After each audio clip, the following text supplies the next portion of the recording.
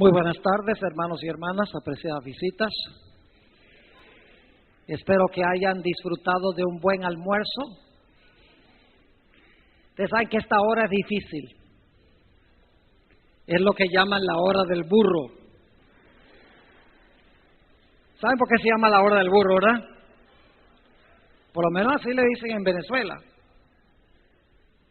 Por ahí a esta hora, cuando está haciendo un calor infernal, y uno va por allá en los campos de Venezuela, ve uno de esos burros tirados en el suelo, como si estuvieran muertos por el terrible calor que hay.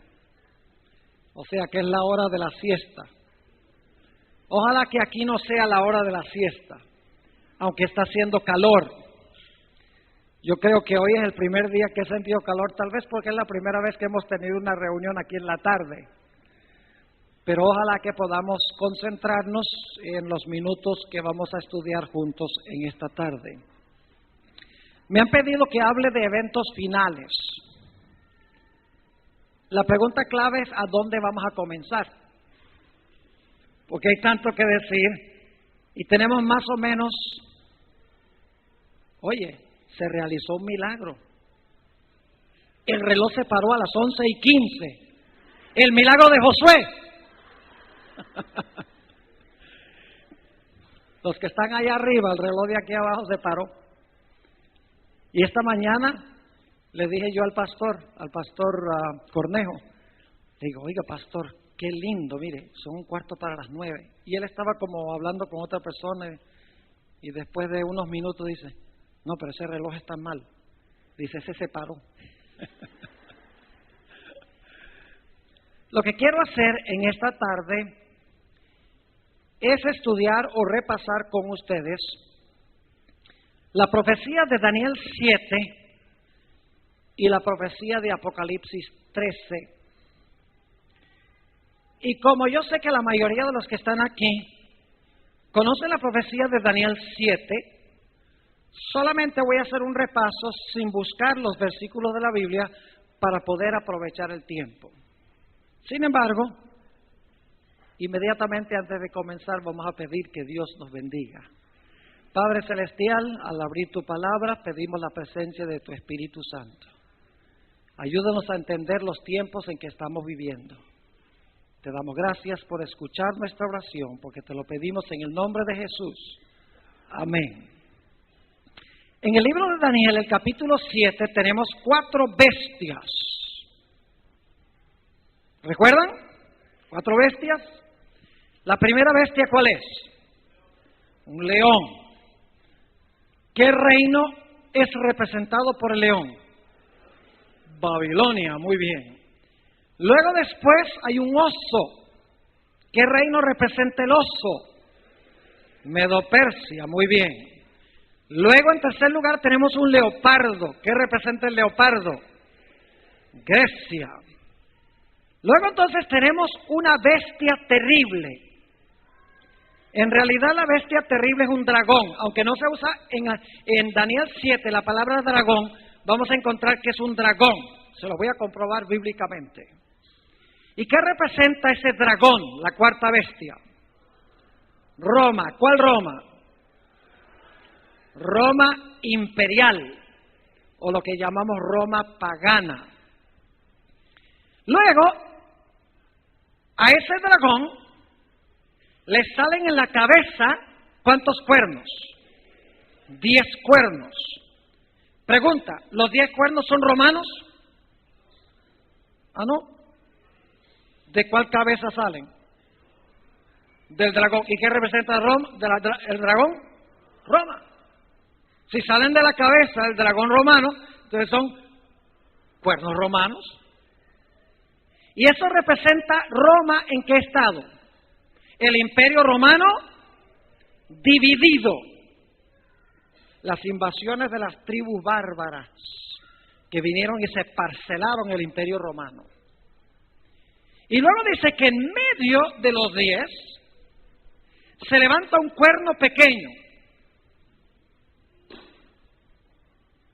Y ese cuerno pequeño habla blasfemias contra Dios. Persigue a los santos de Dios. y piensa que puede cambiar los tiempos y la ley de Dios. ¿Y cuánto tiempo gobierna el cuerno pequeño? Tiempo, tiempos y la mitad de un tiempo. ¿Cuántos años es eso? 3 años y medio. ¿Son años literales o simbólicos? Simbólicos. ¿Cuántos años representa esto? 3.5, 3,5 por 360, que tiene cada año o cada tiempo, ¿da cuánto? 1260 días. Pero en las profecías, días equivalen a años. Muy bien. Veo que están bien instruidos aquí. ¿Tienen claro el panorama? Empiezan los días de Nabucodonosor, Babilonia, Medo-Persia, Grecia, el Imperio Romano. Se divide el Imperio Romano. Y luego, entre las divisiones del Imperio Romano pagano, se levanta un cuerno pequeño que gobierna 1260 años. Ahora, hay una cuarta etapa o hay una última etapa de Daniel 7 que no se menciona explícitamente en Daniel 7. Hay una última etapa que no está claramente expuesta en Daniel 7. Yo pregunto, si el cuerno pequeño iba a gobernar 1260 años, ¿creen ustedes que al final de los 1260 años iba a perder su poder o su gobierno? Por lo menos por un tiempo, claro. Porque si iba a gobernar más tiempo que 1260 años, entonces se hubiera hablado de un periodo más largo. El hecho de que limita su tiempo, 1260 años, en que hablaría blasfemias, perseguiría a los santos, etcétera, significa que iba a tener una etapa que iba a durar 1260 años y que al final de ese periodo iba a perder su poder. Ahora, en Daniel 7 no se explica explícitamente que este cuerno pequeño, después de un tiempo de inactividad, iba a recuperar su poderío. En Daniel 7 está tácito, está sobreentendido, porque Daniel 7 dice que el cuerno pequeño va a ser el poder que será destruido cuando Jesús venga. Pero no está explícito. Ahora quiero que vayamos a Apocalipsis, el capítulo 13. Apocalipsis, el capítulo 13. Y vamos a empezar nuestra lectura en el versículo 2. Apocalipsis 13 y el versículo 2. Y vamos a empezar en el 1, para el contexto. Dice, me paré sobre la arena del mar, y vi subir del mar a una bestia, que tenía 7 cabezas y 10 cuernos, y en sus cuernos 10 diademas, y sobre sus cabezas un nombre blasfemo. Versículo 2. Y la bestia que vi era semejante a un leopardo, y sus pies como de oso, y su boca como de león. ¿A dónde necesitamos ir para entender este versículo? A Daniel 7, porque están las mismas bestias. Ahora, hasta ahora solamente se han mencionado 3: león, oso, leopardo. Pero ahora noten que hay uno cuarto. Dice, y el dragón. ¿Cuántos son? ¿Cuántas bestias se mencionan aquí? 4. ¿Las mismas de Daniel 7, sí o no? Las mismitas. Pero hay una diferencia. Mientras que en Daniel 7 el orden de las bestias es león, oso, leopardo, dragón, en Apocalipsis, el capítulo 13, el orden es dragón, leopardo, oso, león. ¿Por qué razón en Daniel están las bestias, león, oso, leopardo, dragón, mientras que en Apocalipsis está dragón, leopardo, oso, león. ¿Por qué está invertido el orden? Muy sencillo, porque cuando Daniel escribe, está viviendo en el tiempo del león, Babilonia, mientras que cuando Juan escribe, está viviendo en el tiempo del dragón, porque él estaba viviendo en el tiempo del Imperio Romano. Qué interesante. Es decir, Daniel está mirando hacia adelante y Juan está mirando hacia atrás. Ahora, este dragón, ¿qué representa? Dijimos en Daniel 7 que el dragón representa ¿qué imperio? Roma. ¿Se puede comprobar bíblicamente eso, que el dragón es Roma? Claro que sí. Vayan conmigo a Apocalipsis 12. Apocalipsis, el capítulo 12. Y el versículo 1. Apareció en el cielo una gran señal, una mujer vestida de sol con la luna debajo de sus pies y sobre su cabeza una corona de 12 estrellas. Y estando encinta, es decir, estaba embarazada, clamaba con dolores de parto en la angustia del alumbramiento. ¿Quién es ese niño que estaba en el vientre de esta mujer? Vamos al versículo 5 para que ustedes vean quién es.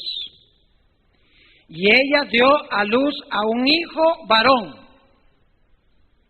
que regirá con vara de hierro a todas las naciones, y su hijo fue arrebatado para Dios y su trono. ¿Quién es ese hijo? Jesús. Ahora noten el versículo 3.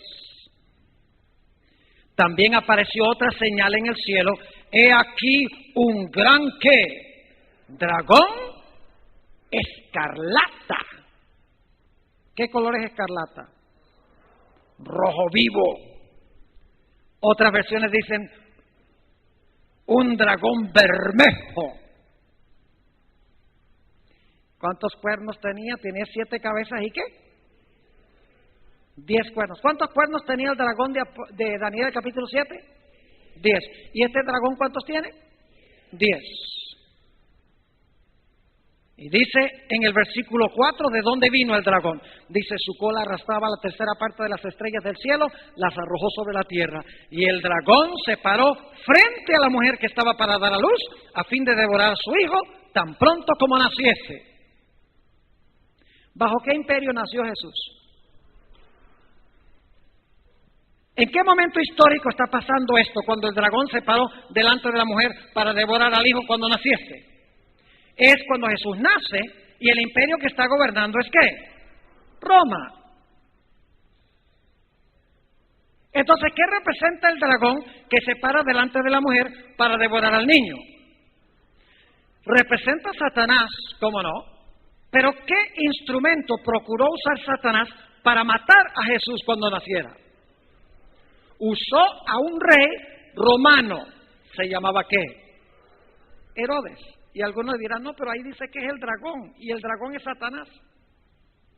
Sí, pero cuando vamos a Mateo, el capítulo 2 y el versículo 16, nos explica claramente que fue Herodes el que mandó a matar a todos los niños menores de 2 años, con la intención de matar a Jesús. Es decir, el dragón representa a Satanás, usando a Roma para tratar de matar a Jesús, el Mesías.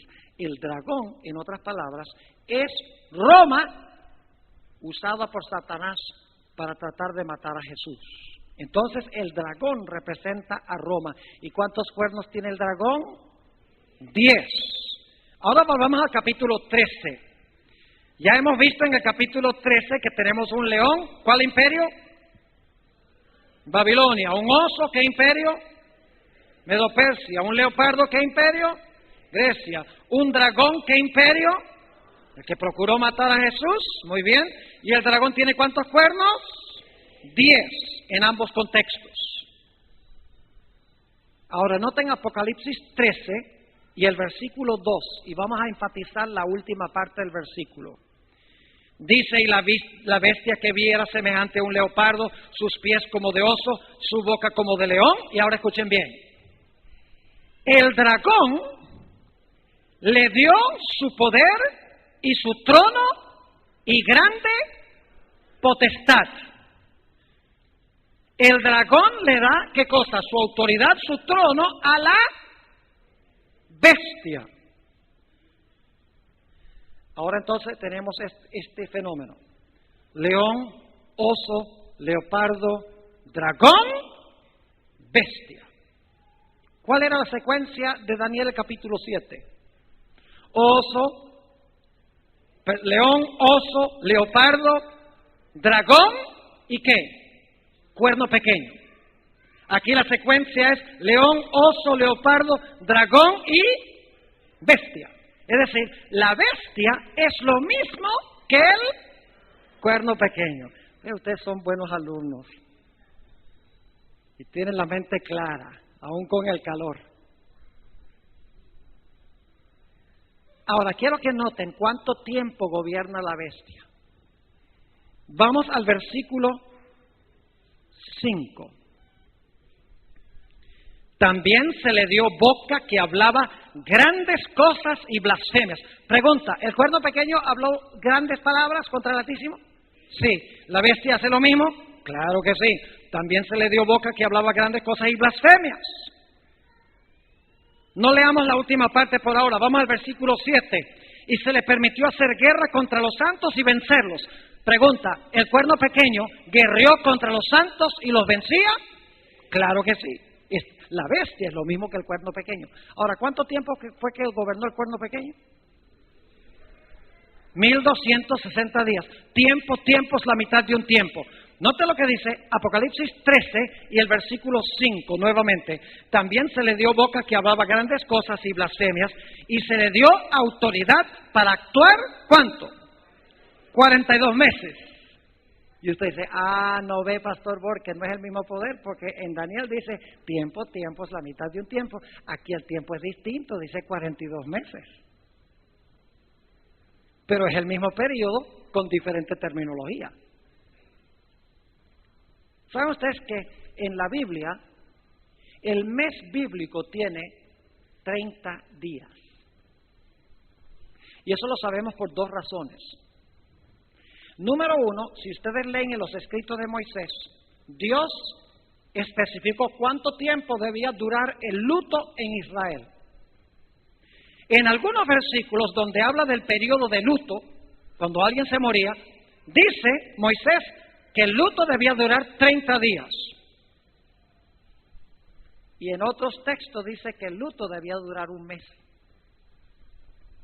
Es decir, 30 días es igual a un mes en los escritos de Moisés.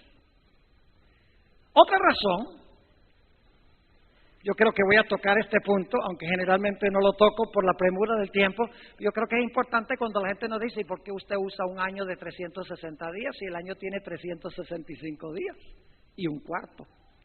Que tenemos el año bisiesto. ¿Por qué dice que 360 días?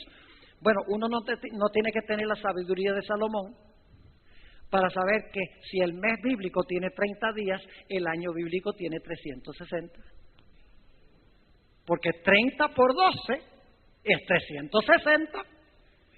Ahora, fíjense lo que dice Génesis, el capítulo 8 y el versículo 3 y 4. Dice, las aguas decrecían gradualmente de sobre la tierra. Y se retiraron las aguas al cabo de ¿cuánto tiempo? Al cabo de 150 días. ¿Cuánto tiempo fue que recedieron las aguas? 150 días, versículo 4. Y reposó el arca en el mes séptimo, a los 17 días del mes, sobre los montes de Ararat. Capten el cuadro. ¿Bajaron las aguas cuánto tiempo? 150 días. ¿Y luego el arca qué? Reposó. Ahora, note lo que dice Génesis 7 y el versículo 11. Génesis 7 y el versículo 11. En el año 600 de la vida de Noé, en el mes segundo, a los 17 días del mes,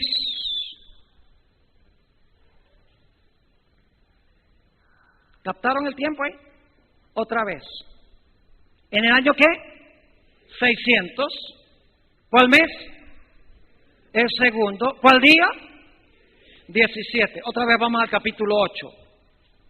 Capítulo 8 y el versículo 4. Reposó el arca en el mes séptimo. ¿Cuántos meses hay entre el 2 y el 7? 5. A los 17 días del mes. ¿Mismo día que comenzó el diluvio? ¿Sí? ¿Mismo año? Sí. ¿Y cuánto tiempo hay entre el mes 2 y el mes 7? 150 días. ¿Qué hace entonces? Divide 150 días, ¿por qué? Por 5. ¿Y cuánto le da? 30. ¿Sí me siguieron o no me siguieron? Sencillito. El mes bíblico tiene entonces 30 días, lo cual significa que 42 meses hay que multiplicarlos por ¿cuánto? Por 30. ¿Cuánto nos da si multiplicamos 42 por 30? 1260 días. ¿Cuánto da si usted multiplica 3 años y medio por 360 días cada mes? Digo, cada año. 1260 días. Y por si acaso alguno todavía no cree, en Apocalipsis 12 dice que la mujer huyó al desierto por 1260 días. Los 3 periodos son el mismo periodo, expresado en diferente terminología. Ahora volvamos otra vez a Apocalipsis 13. ¿Cuánto tiempo iba a gobernar la bestia? 1260 días o años. Cuerno pequeño y la bestia, mismo poder, gobiernan el mismo periodo de tiempo. Pregunta, cuando terminaran los 42 meses, ¿iba a perder la bestia y el cuerno pequeño su poder? Sí. Y ustedes dicen, ¿dónde dice la Biblia eso? Vayan a Apocalipsis 13 y el versículo 3. Apocalipsis 13 y el versículo 3. Está hablando de la bestia. Y vi una de sus cabezas como ¿qué? Como herida de muerte. ¿Qué recibió la bestia después de su periodo de dominio? Una herida de muerte. Y ahí se acabó, más nunca gobierna este poder, ¿verdad? Ya este poder pasó a la historia, nunca se va a levantar otra vez, ¿verdad? No. Porque el mismo versículo dice, vi una de sus cabezas como herida de muerte, pero su herida mortal fue sanada. Y se maravilló toda la tierra en pos de la bestia. ¿Qué pasó al terminar los 1260 años? La bestia recibió una ¿qué? Una herida mortal. Y por un tiempo queda decomisada. Pero después de un tiempo, la herida de muerte es ¿qué? Sanada. Y cuando se sana, se maravilla todo el mundo en pos de la bestia. Ahora quiero hacerles esta pregunta. ¿Qué fue, no quién, sino qué fue lo que le dio la herida mortal a la bestia? ¿Con qué se le dio la herida mortal a la bestia? ¿Con qué? Todavía no he escuchado la respuesta correcta. Sí. Sí, ese es el cumplimiento, pero bíblicamente hay algo con que se le dio la herida a la bestia. Vamos a Apocalipsis 13, para no especular. Apocalipsis 13 y el versículo 10.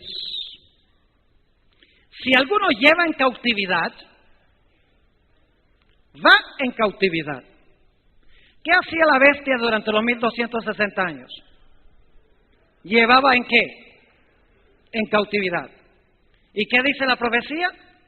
El poder que llevaba en cautividad va a ir en cautividad. Y ahora escuchen.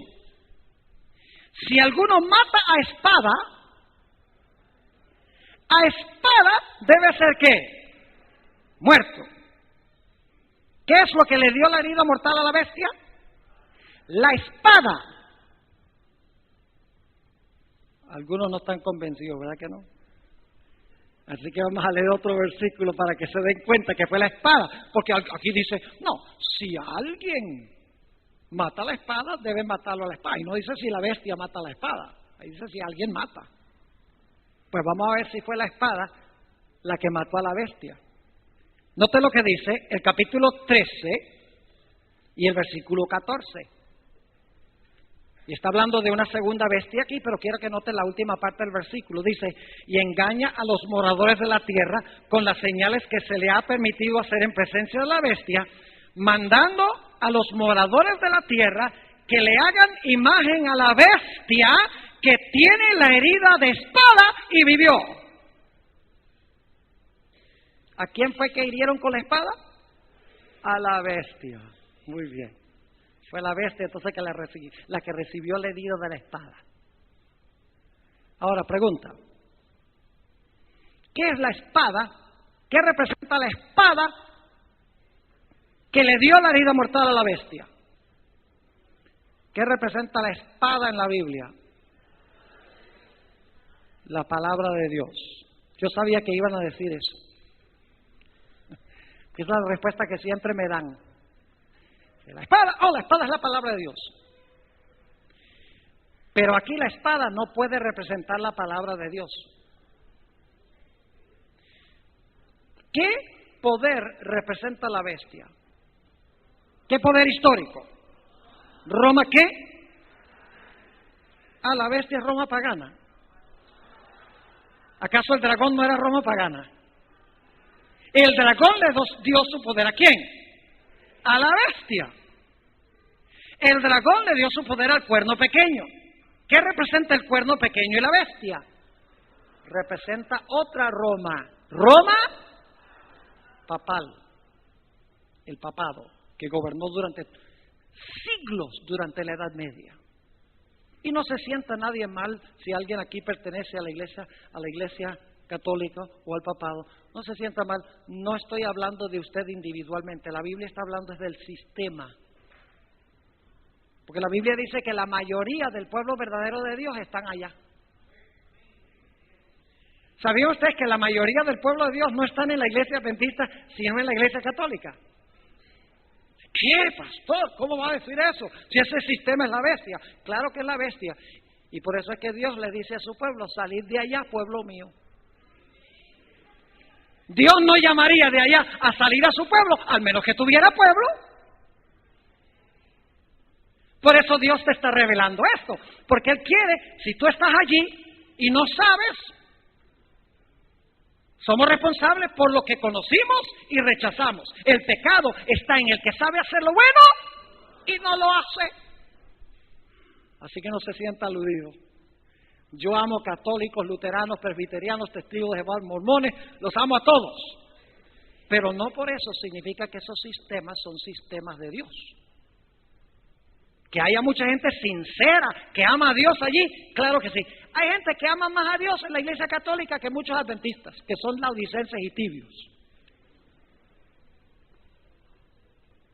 Y ustedes saben que la hermana White dice que la mayoría de los que están en la iglesia adventista van a terminar afuera.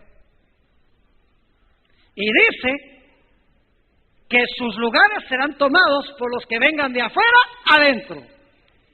Dios quiera que no sea uno de esos yo que salga, sino uno de los que se quede. Ahora usted dice, Pastor Bor, ¿por qué esto no puede representar? ¿Por qué la espada no representa la palabra de Dios? Es muy sencillo. Aquí dice, el que mata a espada, ¿qué hacía la bestia? ¿Qué hacía la bestia? ¿Con qué mataba la bestia? Con la espada. Entonces el papado mataba a la gente con la palabra de Dios. ¿Sí? No, porque no enseñaba la palabra de Dios. El que mata la espada es necesario que lo maten con la espada. ¿Es la misma espada, sí o no? Claro, el que mata con la espada, lo van a matar con la espada. La bestia no mataba con la palabra de Dios. Así que la espada no representa la palabra de Dios. Y usted dice, ¿qué representa, pastor? Escuchen bien, en la Biblia los símbolos no siempre significan lo mismo. Hay que tomar en cuenta el contexto.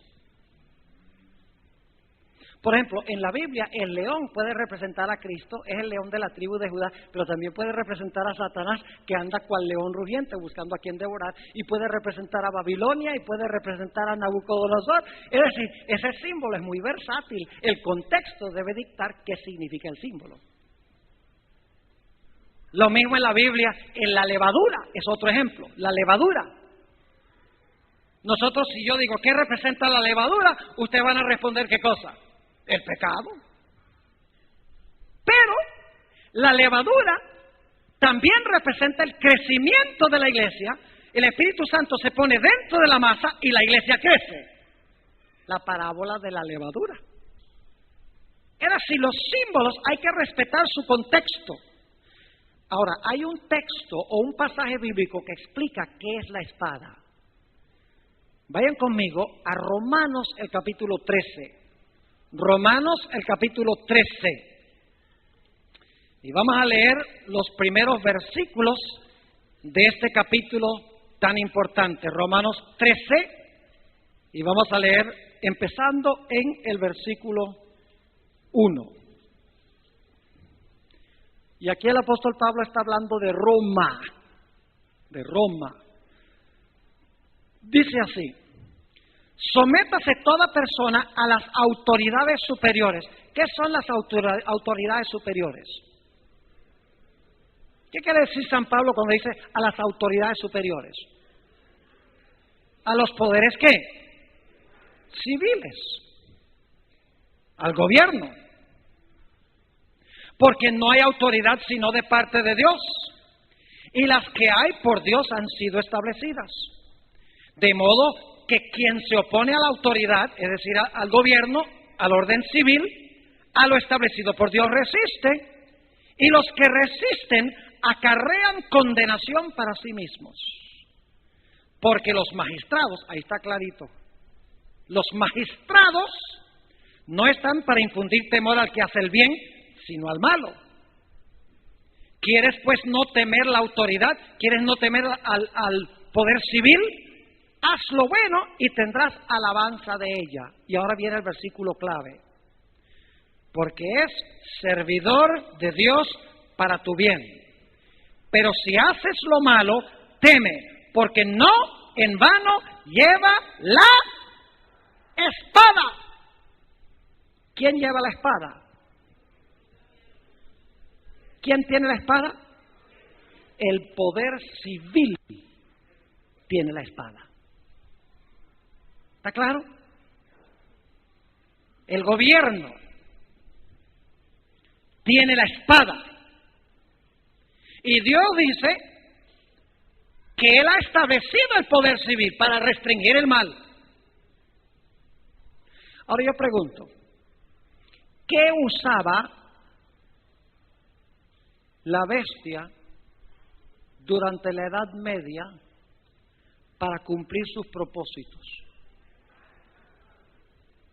La espada, sí. ¿Pero qué representaba la espada? El poder civil. Es decir, unía la iglesia ¿con qué? Con el Estado. La iglesia usaba la espada que le pertenece al Estado para el Estado mantener el orden. La iglesia agarraba la espada y con la espada del Estado hacía que se cumpliera lo que decía la iglesia. ¿Están conmigo o no están conmigo? Y fíjense que no tenemos, lo único que tenemos que abrir un libro de historia de la Edad Media. ¿Cuántos han oído hablar del Santo Oficio de la Inquisición? Era un oficio, pero de santo no tenía nada.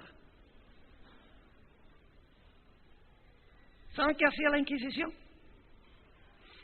La iglesia traía a alguien que se le acusaba de ser hereje. Le hacían la inquisición, lo examinaban, a veces lo torturaban, usaban métodos terribles. Y entonces, cuando lo encontraban culpable de herejía contra la iglesia, entregaban a esa persona al poder civil para que el poder civil lo eliminara. Es decir, que el poder civil era el instrumento en las manos de la iglesia para castigar a todo aquel que no estaba de acuerdo con la iglesia. La iglesia usaba ¿qué cosa?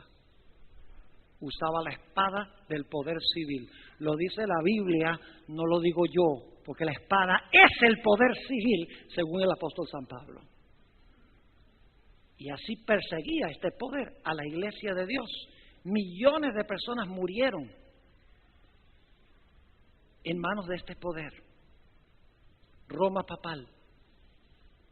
Y ustedes saben que Juan Pablo II hace algunos años inclusive pidió perdón por todo lo que había hecho la iglesia católica durante este periodo, por la Inquisición y por otras masacres que hizo la iglesia, porque la gente no estaba de acuerdo con la iglesia. Ahora yo quiero preguntarles, ¿qué poder se levantó contra el papado entre 1793 y 1798? El poder civil de Francia. Entró el general Berthier, general de Napoleón Bonaparte. Entró a la Capilla Sistina, a donde Pío VI estaba celebrando el aniversario de su accesión al trono papal. Le quitó los anillos, le quitó su cetro, le retiró la tiara, la triple corona, que según la Iglesia Católica representa que él es rey del cielo, la tierra y el infierno. ¿Eso qué significa? La triple corona que tiene el Papa en su cabeza. Mi Biblia me dice que Dios es el rey del cielo, la tierra y de las regiones inferiores. Y entró y se lo llevó cautivo al Papa, donde murió en 1799 preso. Esa es la herida mortal. El poder civil de Francia, 1798, exactamente 1260 años después del año 538, cuando se le concedió el poder, se le retiró el poder. La espada con que él mataba es la espada que le dio la herida mortal a él. Pero ¿qué dice la Biblia? La herida de su muerte iba a ser ¿qué? Sanada. Ahora escuchen bien. ¿Qué tiene que pasar para que la herida mortal de este sistema se sane? ¿Qué tiene que devolvérsele para que la herida se sane? ¡Duro! ¿Qué tiene que devolvérsele de nuevo? La espada. ¿Es así o no es así? La herida significa que ¿qué? Le quitaron la espada y con la espada lo hirieron. Para que se sane su herida, tiene que recuperar de nuevo ¿qué cosa? La espada para poder perseguir. ¿Cuántos están conmigo? Levanten la mano. Es decir, de alguna manera, el papado tiene que poder llegar al momento donde nuevamente pueda usar los poderes civiles del mundo para perseguir a aquellos que no están de acuerdo con lo que ella enseña. Dice, vaya pastor, la Edad Media es una historia antigua, eso no podría pasar. en este mundo en el siglo XXI. Yo podría tomar tiempo aquí para contarles historias del tiempo de la violencia en Colombia.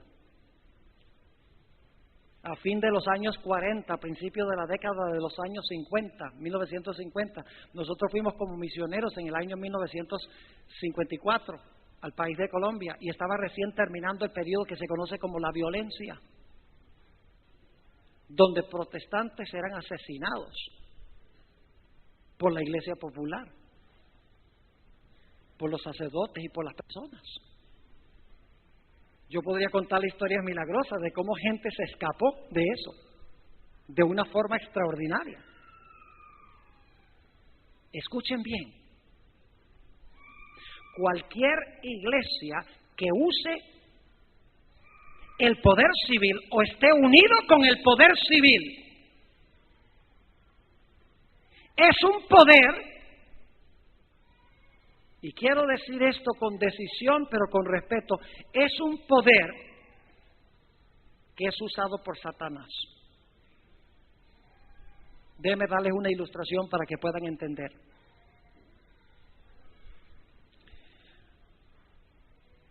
Esto es muy interesante. Vamos a los días de Jesús, cuando Jesús fue juzgado. Jesús fue llevado ante Pilato y Pilato examinó a Jesús y salió y ¿qué le dijo a la gente? Yo no haya delito en este, es inocente, no hay delito en él. Y la iglesia judía dice, sí, pero él ha desobedecido nuestra ley. Y Pilato dice, eso no tiene que ver conmigo, porque yo lo que hago es imponer las leyes de Roma. Vayan ustedes y juzguenlo de acuerdo a sus propias leyes. Pero luego ellos dicen, pero a nosotros no nos es lícito ejecutar la sentencia de muerte. Es decir, nosotros como iglesia sola no podemos ejecutar sentencia de muerte contra uno que no está de acuerdo con nuestra iglesia. Y por lo tanto Pilato, el gobernante civil, aún sabiendo que Jesús era inocente, hizo lo que la iglesia le pidiera que hiciera. Y Jesús fue a la cruz por eso. Jesús fue muerto por una unión de la iglesia con el Estado, usando la espada del poder civil. ¿Me están entendiendo lo que estoy diciendo? Lo mismo sucedió en los días de Nabucodonosor. El rey Nabucodonosor ponía una estatua bien grande. Y el poder civil dice, todo el mundo adora la estatua. El poder civil imponiendo su religión. Y dicho sea de paso, los que estaban detrás de esto eran los caldeos, que eran los ministros de aquella época. Es más, ¿sabe ustedes a quién se le ocurrió quién le dio esa idea a Nabucodonosor de construir esa imagen? La sierva de Dios dice en el libro Profetas y Reyes, que después que Nabucodonosor tuvo el sueño de la estatua con diferentes metales, sus asesores religiosos le dijeron, ve, qué linda idea sería que hiciéramos una estatua toda de oro, indicando así de que no va a haber otro reino sino el tuyo. Y Nabucodonosor dijo, me gusta la idea. Los religiosos le dijeron que hiciera la imagen. Y levanta la imagen, manda a todos a adorar. Y hay 3 jóvenes que dicen, nosotros no. Nosotros adoramos al Dios del cielo. Es menester obedecer a Dios antes que a los hombres. Te respetamos, rey, dentro de tu esfera de gobierno. Estamos dispuestos a obedecer tus leyes siempre y cuando no interfieran en nuestra relación con Dios. Porque hay que obedecer el poder civil. Yo no estoy diciendo que debemos ser desobedientes. Debemos pagar impuestos. Jesús dijo, dad pues a César lo que es de César. Es decir, que si no pagamos un impuesto completo, estamos desobedeciendo a Jesús. No le hagamos trampa al gobierno. Obedezcamos las legítimas leyes civiles, pero si el gobierno trata de entrometerse en la religión, ahí tenemos derecho de ser desobedientes. Porque el gobierno no debe tener nada que ver con religión. solo preservar el orden civil. Entonces todos se arrodillan y los 3 jóvenes se quedan parados. Y están todos los magnates de la tierra ahí. Presidentes, concejales, senadores, diputados, todos están ahí. ¿Y saben quién le trae el chisme a Nabucodonosor en cuanto a los 3 jóvenes? Los caldeos, los pastores. Mira, hay 3 jóvenes que desobedecieron tu mandato. Y él dice, ¿verdad? ¿Y quiénes son? Sadrach, Mesach y Abednego. Tráiganmelos para acá. Y ahí vienen. Y Nabucodonosor le dice, ¿verdad, Sadrach, Mesach y Abednego? Que ustedes no adoran mis dioses ni adoran mi estatua que yo he levantado. Dice el rey, es verdad. Y Nabucodonosor dice, le voy a dar otra oportunidad. Cuando oigan los instrumentos musicales, arrodíllense y adoren como yo mando, el rey, imponiendo una observancia religiosa. Si no lo hacen, allá van a parar en ese horno de fuego. Y los 3 jóvenes le dicen con todo respeto al rey, oh rey, ni siquiera tenemos que pensarlo. Pues eso es lo que dice el texto. Ya nuestras mentes están decididas. El Dios a quien nosotros servimos nos puede librar de tu horno y nos librará. Y si no nos libra, igual servimos a Jehová. Parecido a la historia de Job, ¿verdad que sí? ¿Se acuerdan que estudiamos Job? Bien o mal, dicen los jóvenes, nosotros servimos a Jehová, vivos o muertos. Y el rey, como dicen en Puerto Rico, se enfogonó, se enardeció, se enfureció y mandó a calentar el horno 7 veces más que en otras ocasiones. Y ustedes saben el resto de la historia. La Biblia dice que los 3 jóvenes fueron librados por el poder de Dios. Jesús mismo vino al horno en persona. Ese es Miguel. El arcángel Miguel vino a estar con ellos. Y dice, ¿cómo sabe eso, pastor? Si ustedes leen con cuidado Daniel 3, van a encontrar que cuando Nabucodonosor ve el cuarto personaje, dice, el cuarto se parece al Hijo de Dios. Pero luego al final del capítulo, dice Nabucodonosor, Dios envió a su ángel para liberar a sus siervos. El Hijo de Dios era el ángel. Qué interesante. Y nosotros no somos como los testigos de Jehová, que creemos que Miguel fue la primera criatura de Dios. Creemos que Miguel es eterno Dios. Es Jesús antes de su encarnación. Jesús no tuvo comienzo, ni tendrá fin. ¿Recuerda la historia de Daniel, el capítulo 6? Donde nuevamente vienen los príncipes y le dicen al rey, mira, da un decreto de que nadie puede adorar a otro Dios, ni orar a nadie, a ningún otro Dios, sino pedirle al rey por 30 días. Es que la idea no es el rey. Es decir, no dejes que nadie ore como Dios manda. Da un decreto prohibiendo la oración. El rey no tenía derecho de hacer eso. Se estaba metiendo en asuntos religiosos. La oración tiene que ver conmigo y Dios, no con el gobierno. Y ustedes conocen cómo se desenvuelve la historia. La unión de iglesia y Estado llevó a Daniel a ser echado ¿dónde? Al foso de los leones. Y cuando estaba en el foso de los leones vino el ángel de Jehová y cerró las bocas de los leones. Y Daniel estaba sentado allí en el foso de los leones toda la noche. Y la próxima mañana viene el rey Darío. ¡Oh, Daniel! El Dios a quien tú sirves, a quien obedeces por encima de todo gobernante de la tierra que trata de imponer lo que no debe imponer, ¿ha podido librarte de la boca de los leones? Y se oye la voz de Daniel, sí, oh rey.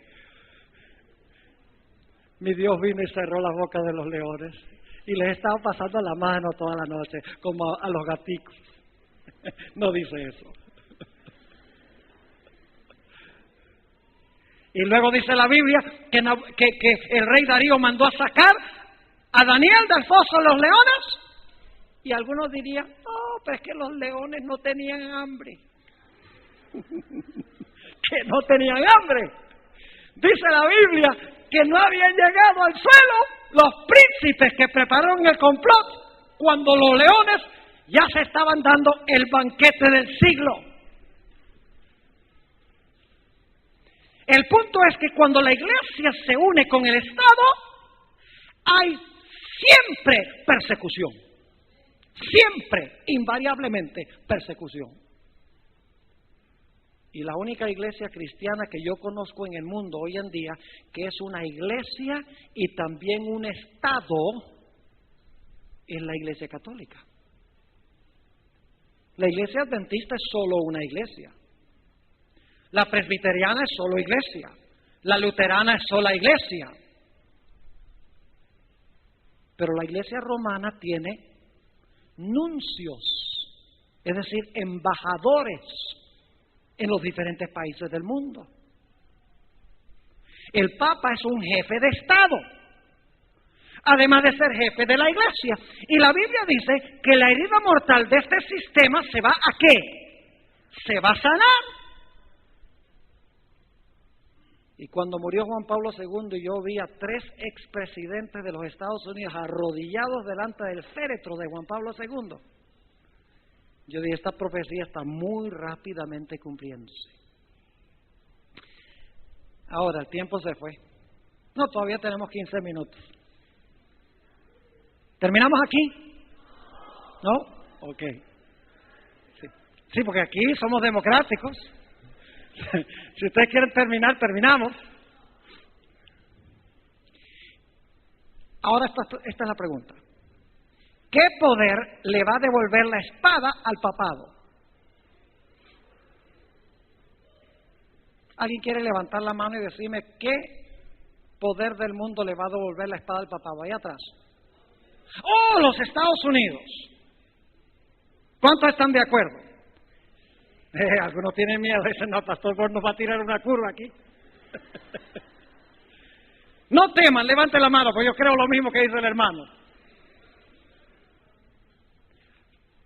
Lo dice Apocalipsis 13, donde se levanta una segunda bestia. Y fíjense que se levanta de la tierra. La primera bestia se levantó del mar, es decir, son 2 poderes distintos. Uno se levanta de la tierra y el otro se levanta del mar. Y si leen Apocalipsis 13, 11 en adelante, van a encontrar que esta segunda bestia hace una imagen de la primera bestia y le devuelve la espada a la primera bestia. Ahora les voy a decir algo que espero no sacuda la fe de nadie. Generalmente como adventistas hemos dicho que la herida mortal se sanó ¿en qué fecha? ¿En qué fecha? ¿Quién quiere levantar la mano? Porque oigo mucho murmullo. ¿En qué fecha? Ahí atrás. Duro. 1929. ¿Cuántos han oído eso? Que la herida se sanó en 1929. Levanten la mano, los que han escuchado eso. La herida mortal no se sanó en 1929. ¿Quién le devolvió el Estado del Vaticano al papado? ¿Qué nación le devolvió el Estado del Vaticano a la Iglesia Católica? Italia. Pero según la Biblia, ¿quién iba a sanar la herida de la bestia? Los Estados Unidos. Es decir, 1929 no sanó la herida mortal de la bestia, porque Apocalipsis dice que la herida mortal es sanada por los Estados Unidos, mientras que en 1929 fue Italia la que le devolvió el Estado del Vaticano al papado. Yo pregunto, cuando recibió el papado de regreso otra vez el Estado papal, ¿enseguida empezó a perseguir? ¿Puso la ley dominical? ¿Se maravilló todo el mundo en pos de la bestia? No. Según la Biblia, la herida mortal se va a sanar cuando los Estados Unidos le devuelva al papado lo que el papado perdió durante los 1200, después al concluir los 1260 años. Ahora vayan conmigo a Apocalipsis 13 y vamos a notar algunas cosas interesantes del versículo 11. 13:11. Después que la primera bestia recibe su ¿qué? El versículo anterior habla de la herida mortal. Después vi otra bestia que subía de la tierra, y ahora viene la parte clave. Y tenía 2 cuernos semejantes a los de un cordero. Más hablaba como un dragón. ¿Qué representa el cordero en la Biblia? A Jesús. Es decir, este es un poder ¿qué? Cristiano.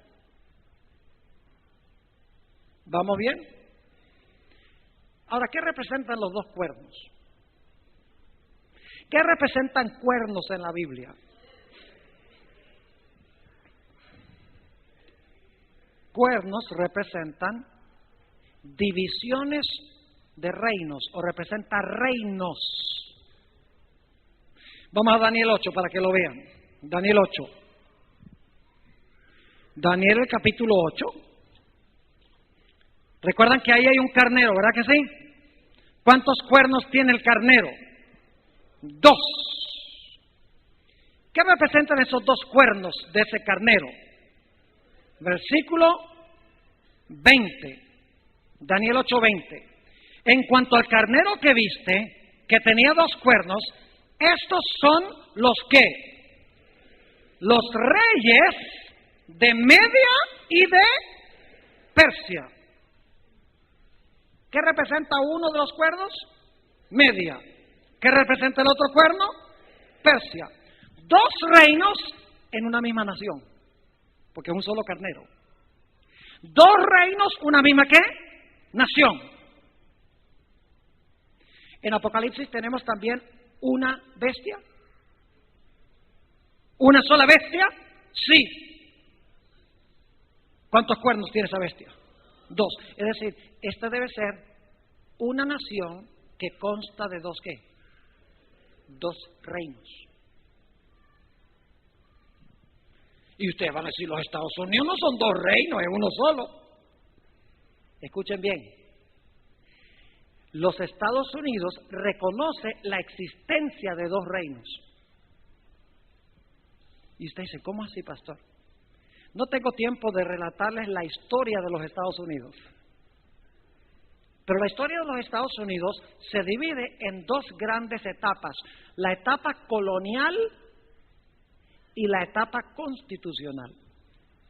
La etapa colonial empieza en el año 1620, cuando llegan los peregrinos, y continúa hasta el fin de los años 1790, 1780, 1790, donde gente como George Washington, Thomas Jefferson, James Madison, redactan la Constitución de los Estados Unidos.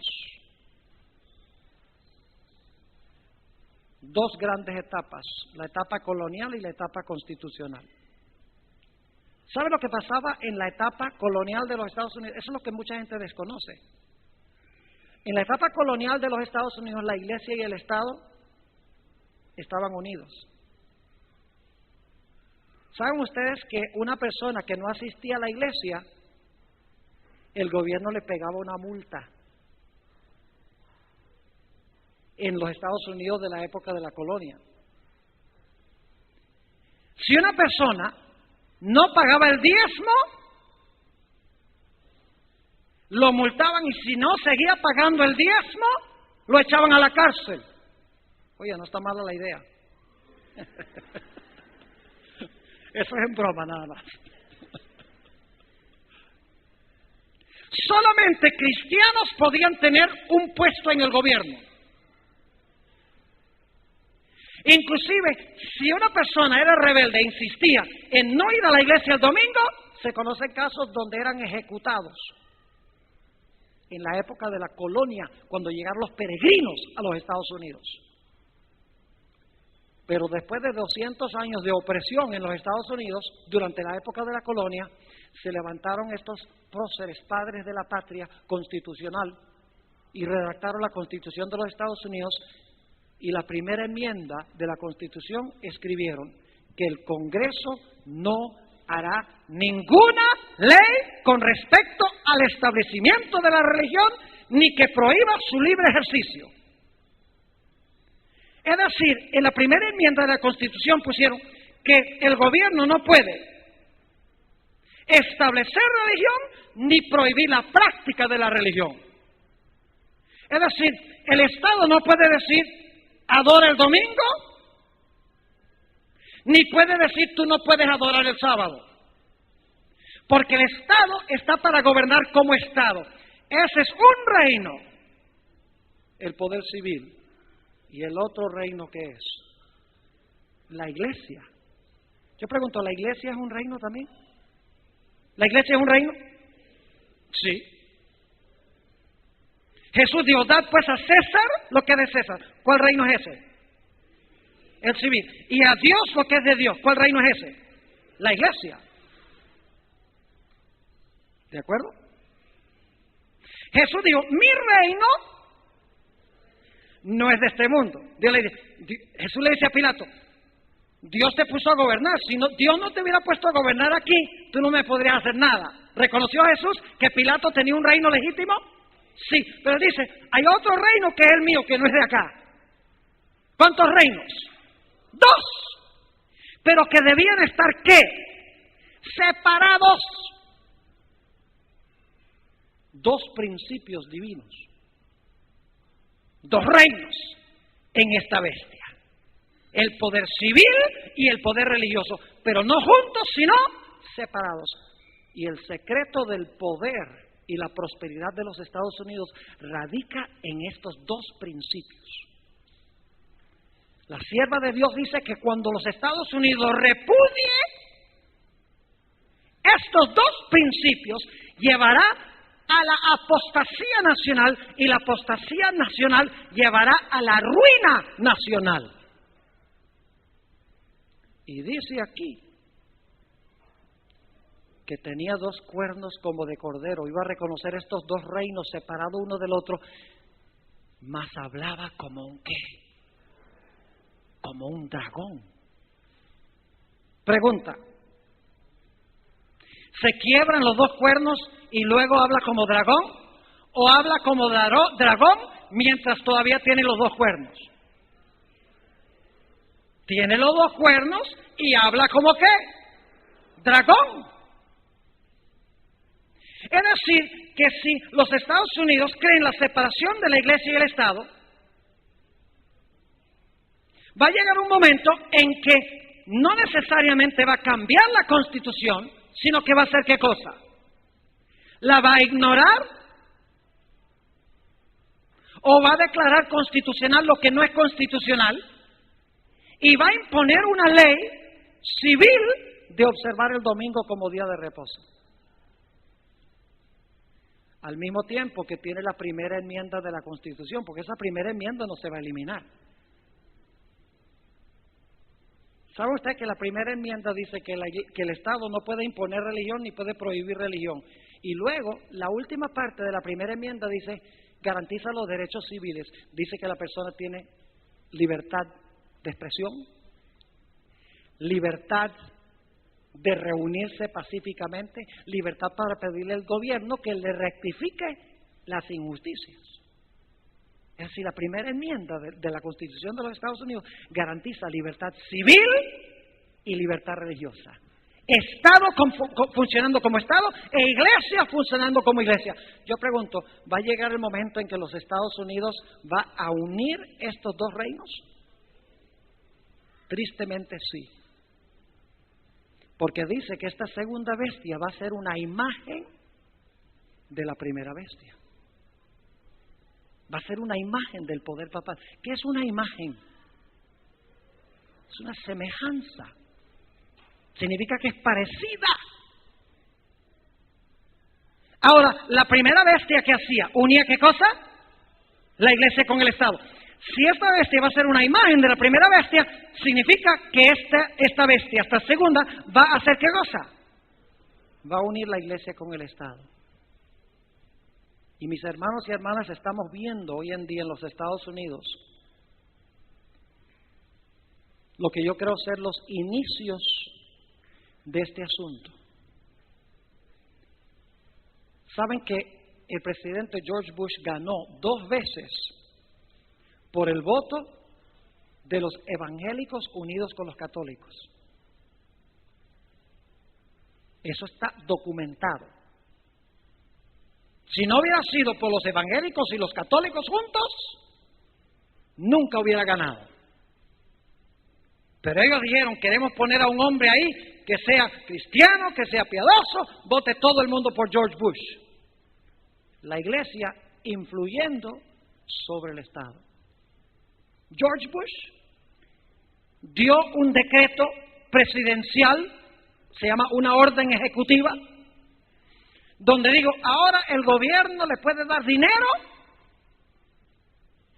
a las iglesias para hacer sus obras de caridad. Nunca se había visto que el gobierno tomara fondos de los impuestos para darle a la iglesia para su obra caritativa. Se está luchando fuertemente hoy en día para imponer una ley que exija que se ore en las escuelas públicas. El gobierno no tiene ningún derecho de decir que se debe orar en las escuelas públicas, porque las escuelas públicas, son financiadas por el gobierno. Y el gobierno no puede decir nada de oración, porque la oración tiene que ver con mi relación con Dios. Ni el gobierno debe dar dinero para que la iglesia haga sus obras de caridad. Y como les mencioné, cuando estos 3 presidentes, y además de eso la secretaria de Estado Condoleezza Rice, y la esposa también de George Bush, todos allí arrodillados delante del féretro de Juan Pablo II. Y además de eso, yo no sé si ustedes vieron las noticias, en los Estados Unidos por 2 semanas no se conseguían noticias sino del funeral. Era lo único que se oía. Y cuando se murió, 5 millones de peregrinos vinieron a Roma. Más de 170 representantes de diferentes países del mundo vinieron a hacer acto de presencia allí. Increíble. Gente hizo una cola de 24 horas nada más para ver su cuerpo. Se maravillará toda la tierra en pos de este sistema. Hermanos y hermanas, estamos viendo cosas tremendas sucediendo en el mundo. Yo no creo que este mundo vaya a durar mucho más. Ahora, la gente siempre me pregunta, ¿y cuánto más, pastor? Y yo les digo, no sé. Porque si les digo 5 años, ya todo el mundo, pastor Borges dice que Cristo viene en 5 años. Debemos estar listos como si viniera hoy.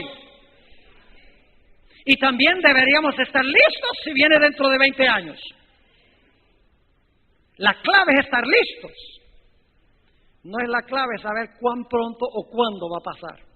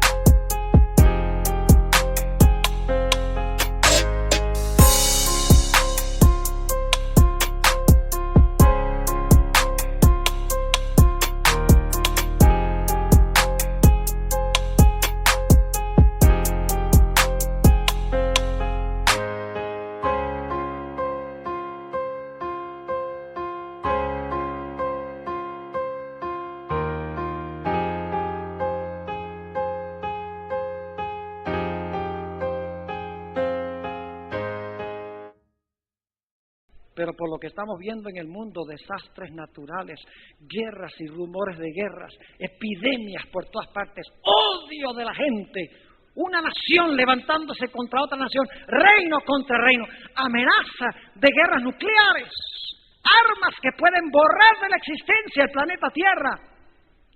Y lo que está pasando con el protestantismo, luteranos uniéndose con los católicos, anglicanos uniéndose con los católicos, evangélicos uniéndose con la iglesia romana.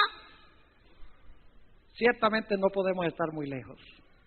Gloria a Dios. Ojalá que podamos estar en el reino muy pronto. Pero para eso necesitamos ser fieles y necesitamos contarle al mundo lo que está pasando. Ahora, quiero decir, no debemos salir a ofender a la gente.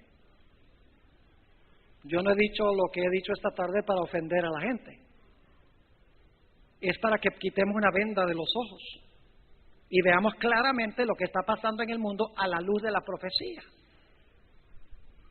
Yo he encontrado, y termino con esta historia, yo he encontrado que algunas personas, cuando uno comparte esto, tengo una hermana específica en mi iglesia, es abogada, vino a la serie de Génesis que presenté, que está en video, es la que ustedes han visto, muchos de ustedes.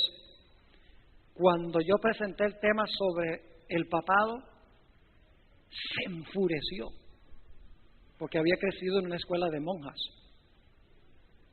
¡No vuelvo! Pasó varios meses sin venir a la iglesia. Yo no supe que estaba enojada, sino hasta mucho después. Pero después de varios meses, regresó a la iglesia.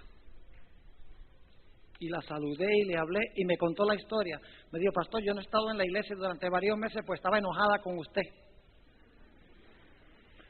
Le vaya, ojalá me lo hubiera dicho para que no pasara tanto enojo. Podríamos haberlo arreglado. Pero menos mal que me lo contó. Le dije, ¿por qué estaba enojada conmigo? ¿Qué le hice? ¿La miré feo? Me dijo, no. Yo crecí en una escuela de monjas.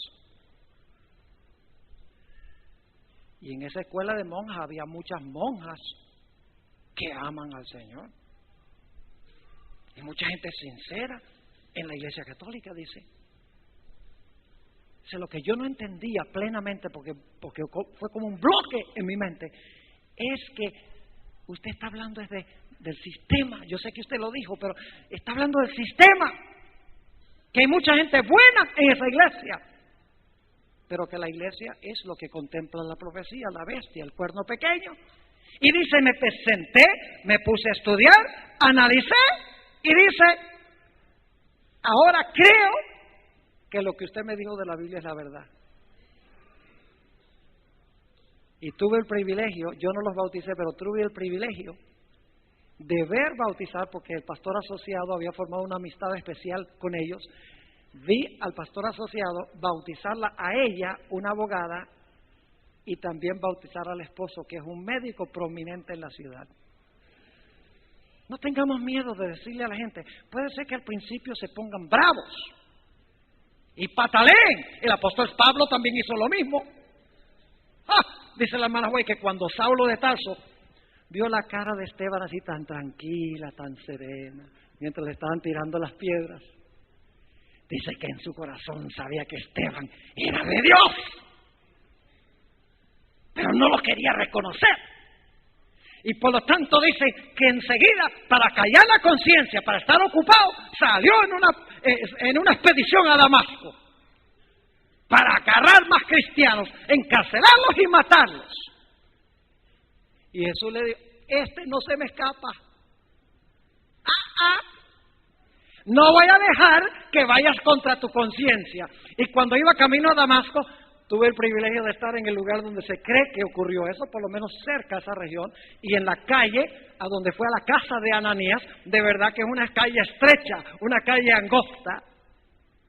Cuando iba llegando a Damasco, ¡pum!, una luz radiante lo tumbó al suelo. Y la voz dijo, Saulo, Saulo, ¿por qué me persigues? Y Saulo dice, ¿quién eres?